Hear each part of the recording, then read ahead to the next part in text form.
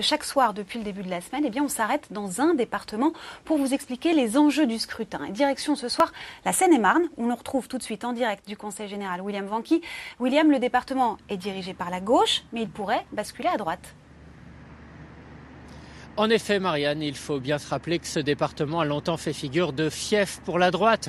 Une terre d'élection dans les années 90 pour des trentenaires ambitieux, Copé, Jacob, Gégaud, pour ne citer que. Et puis en 2004, dans un contexte de vague rose nationale, d'impopularité du gouvernement Raffarin, la Seine-et-Marne a basculé à gauche. Et depuis 11 ans, au gré des élections, Vincent Eblé, le président socialiste du Conseil général, est toujours parvenu à conserver une très courte majorité dans cette assemblée. Mais cette fois, le vent a peut-être tourné. Les municipales et les européennes l'an dernier ont été catastrophiques pour le PS ici. Alors, bien sûr, l'équipe sortante essaye de parler de son bilan, de mettre en avant sa politique pour l'eau, le plan numérique pour les collèges, par exemple. Mais le message est un petit peu brouillé par la division de la gauche. Dans son propre canton à Champs-sur-Marne, par exemple, Vincent Eblé doit faire face à un tandem Front de gauche, Europe Écologie. Voyez le reportage de Farid Benbekay avec Philippe Aliès.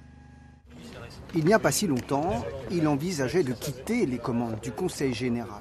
Non seulement Vincent Eblé, président du département, est revenu sur sa décision, mais en plus, il brigue un nouveau mandat.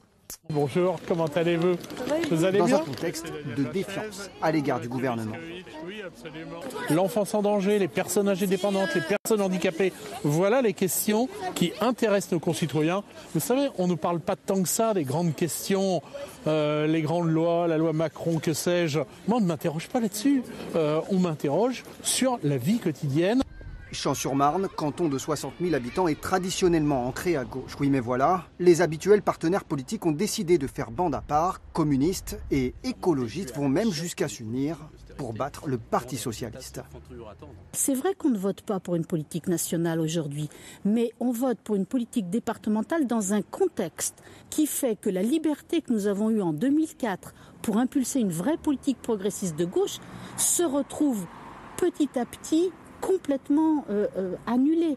Ressentiment si fort qu'aucune réconciliation n'est envisagée entre les deux tours. De quoi offrir un boulevard à l'UMP. Marcus Dramé et Martine Andrieux ont ainsi choisi de faire campagne contre le bilan de Vincent Eblé.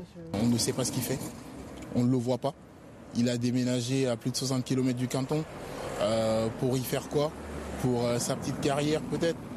Est-ce que M. Eblé aujourd'hui a le courage d'agir ou est-ce que M. Eblé est dans la passivité des bisbilles politiques qui se passent au sein du PS?